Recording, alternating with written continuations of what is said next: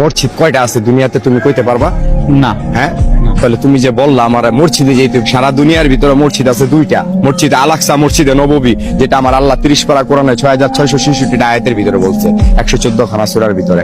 তো মসজিদ হইলো দুইটা, আর আমরা বলতেছি লক্ষ লক্ষ কোটি কোটি মসজিদ, মসজিদের শেষ নেই। তো মসজিদ খোঁজো, আগে মসজিদ খুঁজা নামাজ পড়ো। মানুষ দেখা এমন ইমাম, যে ইমামের পিছনে নামাজ পড়তে হইব, যে বেতনভুক্তদারির পিছনে কোনোদিন নামাজ হবে না।